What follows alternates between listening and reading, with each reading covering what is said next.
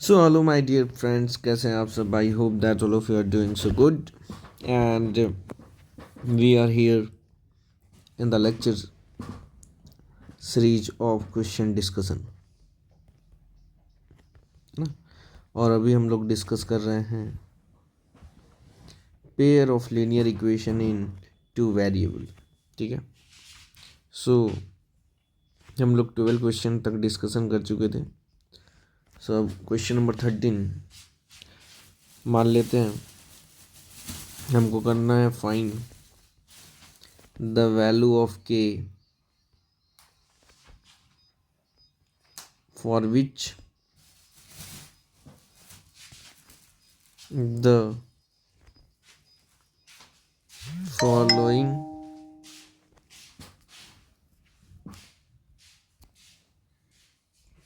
pair of linear equations have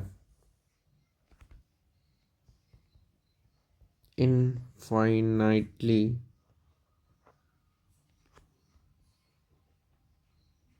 many solutions। ठीक है, तो इक्वेशंस गिवन है 2x plus 3y equal to 7 और दूसरा गिवन है k minus 1 into x plus k plus 2 into y is equal to 3k।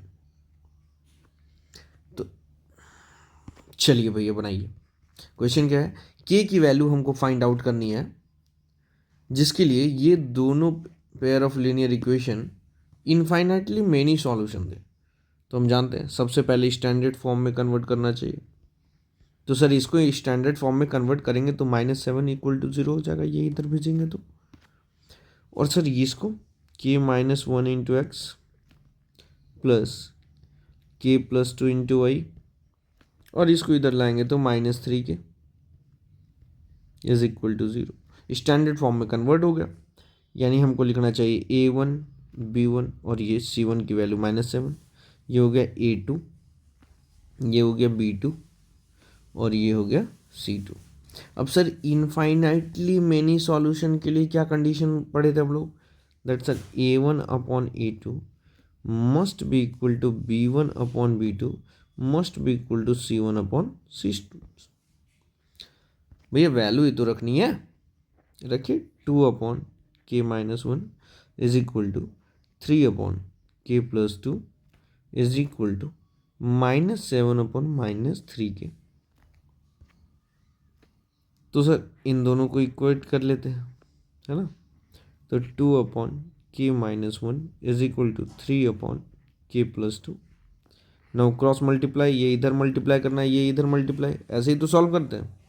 Solve करिए तो 2 into k plus 2 is equal to 3 into k minus 1।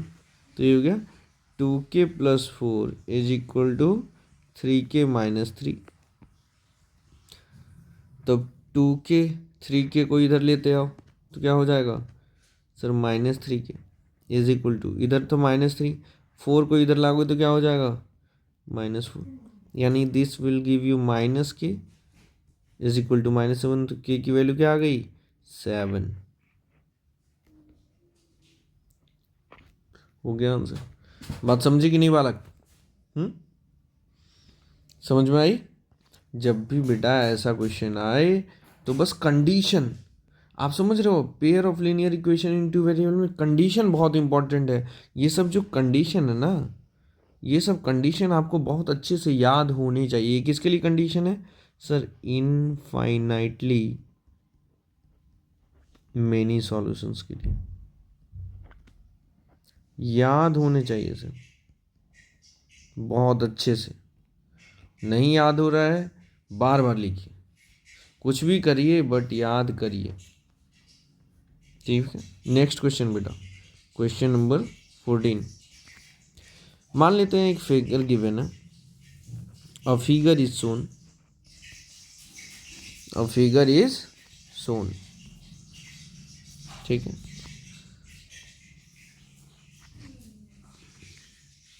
A B C D. ठीक है, A B की value 30 centimetre given है, B C की value x minus Y है, C D की value X plus Y है और ए डी की वैल्यू 14 है, 14 सेंटीमीटर। ठीक है, तो आपको फाइंड करनी है, find the value of x and y. कैसे सॉल्व करेंगे? बहुत इजी सर, हम जानते पेरीमीटर ऑफ रेक्टेंगल क्या होता है सर? पेरीमीटर ऑफ रेक्टेंगल होता है 2 × L + B, 2 × L + B। ठीक है, यस सर। लेकिन क्या इसकी ज़रूरत है आगे सॉल्व करते हुए? सर प्रॉपर्टी ऑफ रेक्टेंगल क्या होता है? प्रॉपर्टी ऑफ रेक्टेंगल सर मेरे को याद है कि अपोजिट साइड इक्वल होता है सर, है ना। देयरफॉर प्रॉपर्टी ऑफ रेक्टेंगल से क्या आ जाएगा? A B is equal to C D and A D is equal to B C, होगा ना। तो ए डी की वैल्यू कितनी है सर? ए डी की वैल्यू है 14 और बी सी की वैल्यू एक्स माइनस वाई। एक इक्वेशन बन गया, यस। और ए बी की वैल्यू है 30 और सी डी की वैल्यू एक्स प्लस वाई, दूसरा इक्वेशन बन गया। अब दोनों इक्वेशन को साइमल्टेनियसली सॉल्व कर लेंगे, है ना। तो पहला क्या है? X minus y equal to 14, देखिए। और ये वाला क्या है? X plus y equal to 30, देखिए। अब दोनों को क्या कर देना चाहिए सर? ऐड करेंगे बेटा, तो ये दोनों कैंसिल आउट हो गया।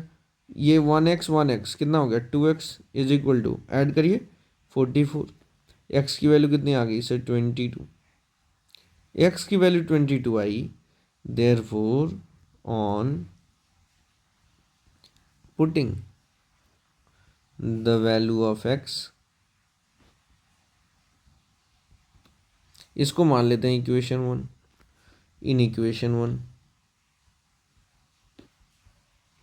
वी गेट, क्या मिलेगा सर? इक्वेशन 1 क्या था? 30 equal to x plus y. X की जगह क्या लिखना चाहिए? 22। यानी सर वाई की वैल्यू कितनी आ गई? तो 30 सर इधर था और इधर आया, तो ये इधर करोगे तो माइनस होगा, यानी सर 8 आ गया। वाई की वैल्यू भी आ गई, यही तो पूछा था, एक्स और वाई की वैल्यू ही तो पूछी थी। देखिए ध्यान से क्वेश्चन। तो बालक यदि ऐसा क्वेश्चन आएगा तो ये कम से कम 2 मार्क्स में आएगा, ध्यान रहे, समझे। और यही प्रोसीजर को फॉलो करके आपको सॉल्व करना है, ठीक है। इसी प्रोसीजर को ऐसे सॉल्व करना है। प्रॉपर्टी याद रखिएगा कि अपोजिट साइड रेक्टेंगल का हमेशा इक्वल होता है, मतलब सर ये साइड इसके इक्वल होगा और ये साइड इसके इक्वल होगा। सर इसके ऊपर वाला भी कितने नंबर का क्वेश्चन था सर? ये भी 2 मार्क्स में पूछेगा, यदि पूछेगा तो, ठीक है। मैं जो भी क्वेश्चन डिस्कशन कर रहा हूँ वैसा क्वेश्चन 100% आ सकता है आपके बोर्ड एग्जाम में, तभी मैं डिस्कशन कर रहा हूँ, नहीं तो मैं नहीं करता। नेक्स्ट क्वेश्चन समझते हैं कि रिप्रेजेंट करिए, ऐसा क्वेश्चन यदि रहे तो represent the following pair of equations graphically and write the coordinate of points where the line intersect y axis. ठीक है, तो pair of linear equation given है x plus 3y is equal to 6,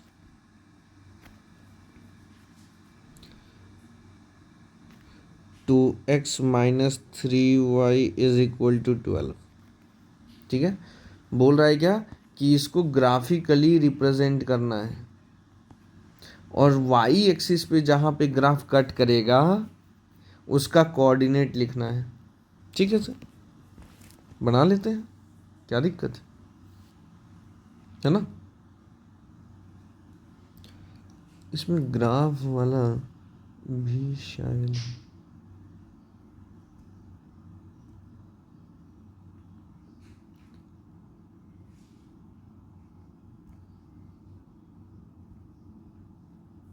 ठीक है। अब देखिए मेरे को क्या बनाना है सर, ग्राफ। आइए,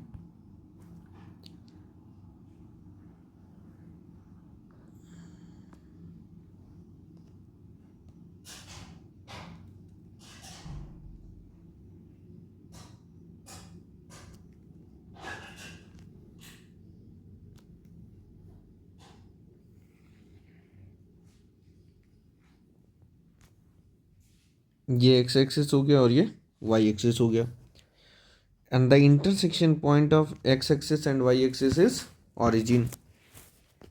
ठीक है, अब देखो जब भी ग्राफ बनाना है आपको, तो आपको क्या करना है, दोनों इक्वेशन के लिए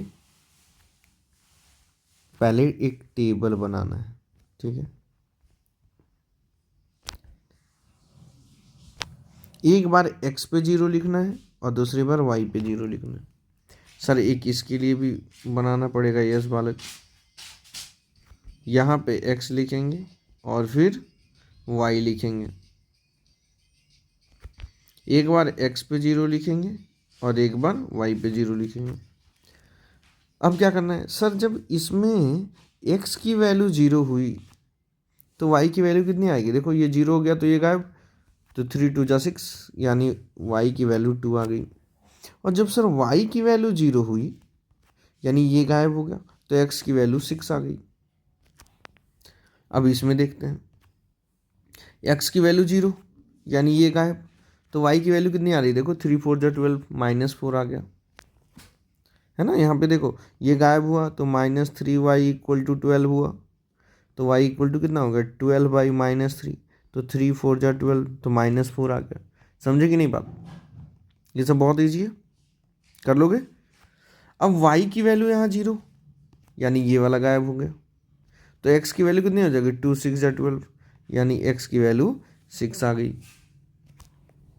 ठीक है, यस सर। अब हमको सर रिप्रेजेंट करना है, तो इसके लिए इसको पहले रिप्रेजेंट करते हैं, x की वैल्यू 6 एंड y की वैल्यू 2। x की वैल्यू 6 किधर होगा, तो सर 1 2 3 4 5 6, ये पॉइंट जो है सर x की वैल्यू 6 है, और y की वैल्यू 2 1 2, सर ये है y की वैल्यू 2, लिख दिया। अब बेटा इन दोनों को ज्वाइन कर दो, इन दोनों,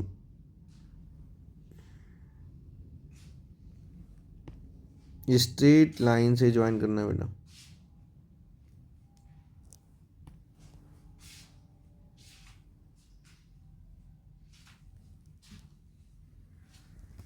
थोड़ा सा ऐसे हो जाए,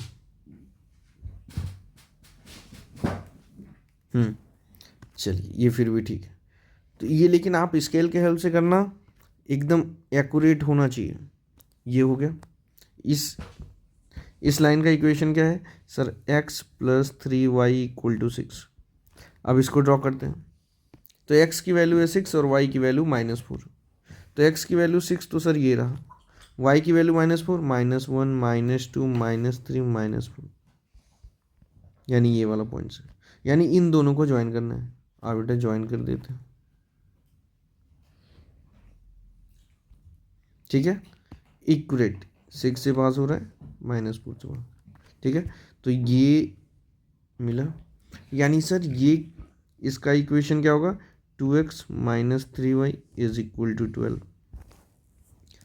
ठीक है, तो मैंने क्या करा, ग्राफिकली रिप्रेजेंट कर दिया, देखिए, है ना, ग्राफिकली रिप्रेजेंट कर दिया इन दोनों को। अब क्या करना है, write the coordinate of point where the lines intersect y axis. बोल रहा है कि जहां वाई एक्सिस पे इंटरसेक्ट कर रहा है उसका कोऑर्डिनेट लिखिए। तो इसका कोऑर्डिनेट क्या होगा, 0,2। क्यों लिखे, क्योंकि सर वाई एक्सिस पे एक्स कोऑर्डिनेट क्या होता है, 0 होता है, तो 0,2। और इसका कोऑर्डिनेट क्या होगा, 0,-4। तो आपने कोऑर्डिनेट भी लिख दिया। बेटा ऐसे ही बनाना है, ठीक है। और इसके साथ एक स्केल भी लिखनी है। स्केल क्या, क्या आप मेजरमेंट कैसे किए हैं, तो लिखना है along x axis, x axis के साइड आपने क्या करा है, and along y axis, y axis के साइड आपने क्या करा है। तो एक्स एक्सिस के साइड आपने 1 यूनिट को, है ना, 1 यूनिट माना है ना, तो लिखेंगे 1 square length is equal to 1 unit. Square किसको बोले हैं, ये इसको स्क्वायर बोले हैं, ठीक है। तो यहाँ पे ऐसे बना भी सकते हो, दिस इज आवर स्क्वायर, ठीक है। अलोंग वाई एक्सिस भी यही काम करा है sir, 1 square length is equal to 1 unit, ठीक है। स्क्वायर आपका ये है 1 यूनिट, और ये भी है 1 यूनिट, ऐसे भी बना सकते हैं आप, ठीक है। ये क्वेश्चन आएगा तो कितने नंबर में आएगा सर, 3 मार्क्स में आएगा, कम से कम एटलीस्ट 3 मार्क्स में आएगा बेटा। तो ध्यान से समझिए कि ग्राफ कैसे बनाना है, ये टेबल बहुत इंपॉर्टेंट है बेटा, ये टेबल बनाना पड़ेगा, ऐसे ही बनाना है जैसे मैं बता रहा हूँ, 0 0 0 0, उसके बाद एक्स और वाई कैलकुलेट करना है, यहाँ भी एक्स और वाई कैलकुलेट करना है। ये कहाँ से आएगा, जब एक्स की वैल्यू 0 तो यहाँ पर रखेंगे 0, तो वाई की वैल्यू मिल जाएगी। जब वाई की वैल्यू 0 यानी यहाँ 0 रखेंगे तो एक्स की वैल्यू मिल जाएगी, वही लिख देना है, समझे।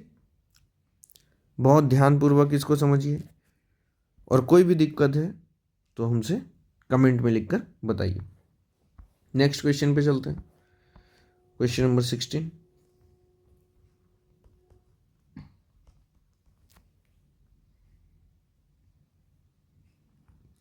Find C if system of equation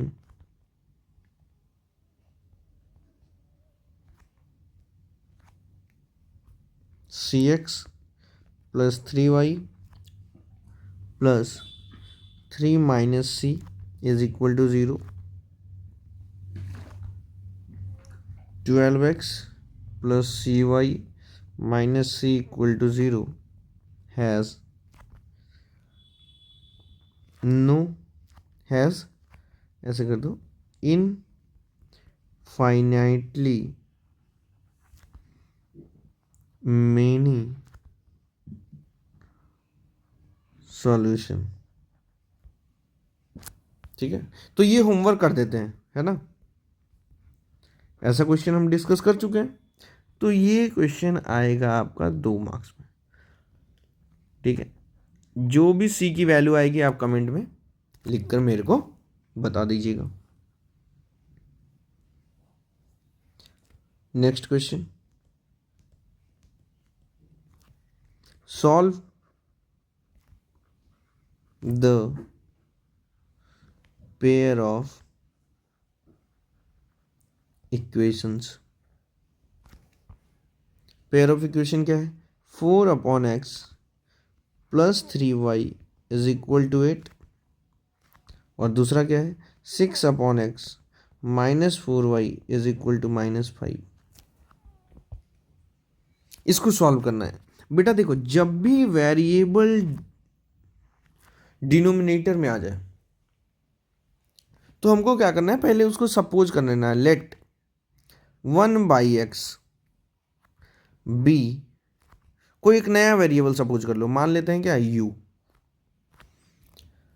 तो ये फर्स्ट वाला इक्वेशन क्या बन जाएगा? देयरफॉर a/q का मतलब क्या है? अकॉर्डिंग टू क्वेश्चन 1/x को u माने plus 3y is equal to 8 बन गया। और सेकंड वाला क्या बन जाएगा सर? 6u 1/x को u माने minus 4y is equal to -5। अब इसको आप इसलिए सॉल्व कर सकते हो। अब इसको मान लेना इक्वेशन 1 और इसको सपोज कर लेना इक्वेशन 2। अब जब भी आपको इक्वेशन सॉल्व करना हो तो आपको क्या करना है? यहां पे जो भी वेरिएबल के आगे लिखा होगा सेम वेरिएबल होना चाहिए। ये u है तो ये भी u है ना। यदि यहाँ पे t होता तो यहाँ भी t। उसके आगे का देखना है कि यहाँ पे क्या लिखा हुआ है। एक जगह 4 है और एक जगह 6, तो आपको फाइंड आउट करना है पहला step LCM. LCM of 4 and 6 कितना होगा बालक? तो आप बोलेंगे सर 12 होगा, है ना। सेकंड स्टेप क्या करना है? अब ये जो फ्रंट पे लिखा हुआ है वेरिएबल के, इसको 12 बनाना है। तो 12 ये कैसे बनेगा? जब 3 से मल्टीप्लाई होगा। तो सेकंड स्टेप में मल्टीप्लाई करना है। कैसा मल्टीप्लाई होना चाहिए? तो 3 से मल्टीप्लाई करेंगे तो ये 12 बनेगा। तो ये पूरे इक्वेशन में 3 से मल्टीप्लाई करना है, ठीक है। तो ऑन मल्टीप्लाइंग बाई 3 लिखना है ऐसे, इन इक्वेशन 1 वी गेट क्या मिला? तो 3 लिखे और ब्रैकेट में लिखेंगे जो इक्वेशन है। तो ये कितना आ गया? 4 3 ज़ा 12, 3 3 ज़ा 9, 8 3 ज़ा 24। 3 ऐसे ब्रैकेट में लिखे, यानी इससे भी मल्टीप्लाई होगा, इससे भी मल्टीप्लाई, तीनों से 3 का मल्टीप्लाई होगा। ठीक है, ठीक है सर। अब सर इसको अब 12 बनाना है तो क्या करेंगे? On multiplying by 2 in equation 2 we get, देखिए 2 से मल्टीप्लाई करिए, 6u minus 4y is equal to -5। तो ये कितना हो गया sir? 12u minus 8y is equal to -10। अब क्या करना है आपको कि ये जो दो नया इक्वेशन आया, इन दोनों को इक्वेशन नंबर सपोज कर लेना है। इसको इक्वेशन 3 और इसको इक्वेशन 4। अब इन दोनों इक्वेशन को ऐड या सब्ट्रैक्ट करना है अकॉर्डिंग टू रिक्वायरमेंट। देखते हैं क्या रिक्वायरमेंट है। तो पहले दोनों को एक जगह लिखो। Therefore 12u plus 9u is equal to 24, ये लिख लिए। अब इसको लिखना है 12u, जस्ट इसके सामने लिखना है, ठीक है, लिख लिए सर। अब ऐड करना है कि सब्ट्रैक्ट? ध्यान से देखिए, यहाँ देखना है क्या दोनों का साइन सेम है। प्लस प्लस है तो प्लस प्लस, ठीक है सर, सेम है सर। यदि माइनस माइनस भी रहता तो भी हम बोलते कि सेम है, माइनस माइनस सेम ही है, यस। तो लेकिन अभी हम, मेरे लिए अच्छी बात है कि ये प्लस प्लस है तो सेम ही है, ठीक है सर। तो जब भी साइन सेम हो, यहाँ लिख देते हैं आपके कन्वीनियंस के लिए, साइन सेम हो तो क्या करना है? सब्ट्रैक्शन। और सर यदि एक जगह प्लस होता और एक जगह माइनस तो क्या करते? यदि यहाँ प्लस है यहाँ माइनस होता तो फिर एडिशन करते। यदि डिफरेंट साइन हो तो डिफरेंट साइन में क्या करना है, एडिशन। ठीक है, ठीक है सर। तो यहाँ क्या है, सेम साइन है, क्योंकि सर यहाँ भी प्लस है और यहाँ भी प्लस है, कुछ नहीं है तो ठीक है सर। यानी सब्ट्रैक्शन, सब्ट्रैक्शन का मतलब होता है साइन चेंज। तो यहाँ प्लस था तो माइनस, यहाँ माइनस है तो प्लस, और यहाँ माइनस है तो प्लस। और एडिशन का मतलब है कुछ भी नहीं। अभी ऊपर में एडिशन किए थे, देखो देखो यहाँ पे एडिशन हुआ था, तो एज इट इज जैसे आप सॉल्व करते हो वैसे सॉल्व कर दीजिए। लेकिन सब्ट्रैक्शन में क्या करना है, ध्यान रखना है कि साइन चेंज। तो यहाँ हर एक का साइन चेंज, यहाँ माइनस था तो प्लस, यहाँ माइनस था तो प्लस, यहाँ प्लस था तो माइनस। ठीक है सर। तो ये तो सर कैंसिल आउट हो गया। अब 9 + 8 ये हो गया 17y इज इक्वल टू 24 + 10 34। तो y की वैल्यू क्या आ गई, 34/17। कैंसिल आउट हो गया, तो y की वैल्यू आ गई 2। y की वैल्यू 2 आ गई। अब लिखना है on putting the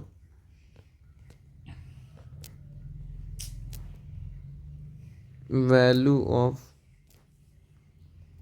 y in equation. देखिए जो भी वैल्यू यहाँ फाइंड आउट करेंगे, जो आप इनिशियल में सपोज किए तो इक्वेशन 1 और 2, उसमें से कोई भी इक्वेशन ले लीजिए।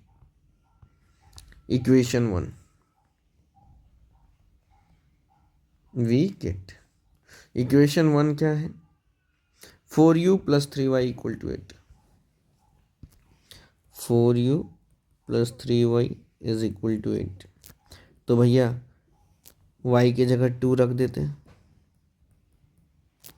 तो 4u + 6 = 8, यानी 4u = क्या होगा, 8 - 6, यानी 4u = क्या हो गया, 2, यानी u = हो गया 2/4।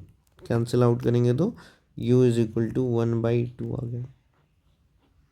लेकिन u तो क्वेश्चन में था ही नहीं, क्वेश्चन में तो बस x और y है।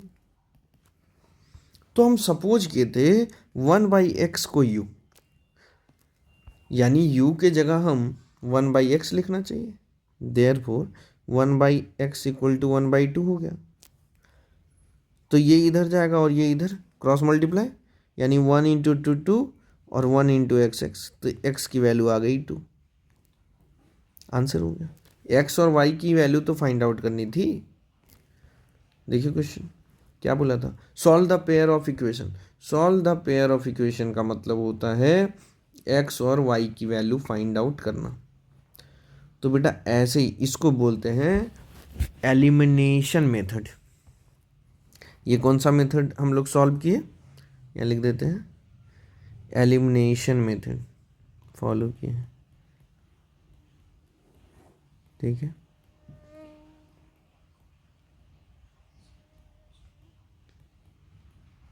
एलिमिनेशन मेथड को हम लोगों ने फॉलो किया है इस क्वेश्चन को सॉल्व करने के लिए। और यदि आपको ये मेथड आ गया तो समझिए आपसे हर एक क्वेश्चन बन जाएगा। Pair of linear equation in 2 variable का यदि आपको सॉल्व करना पड़ेगा, तो x और y की वैल्यू फाइंड आउट करनी होगी, तो ये मेथड से आप हर एक क्वेश्चन को सॉल्व कर सकते हैं। ठीक है, ध्यान से समझिएगा बेटा। ठीक, तो थैंक यू सो मच, है ना। अच्छे से प्रिपरेशन करिए, और कोई भी डाउट हो तो आप बताइए हमको, हम उसको क्रैक करेंगे और आपको हेल्प करेंगे to deal with your problem. Thank you so much, thank you.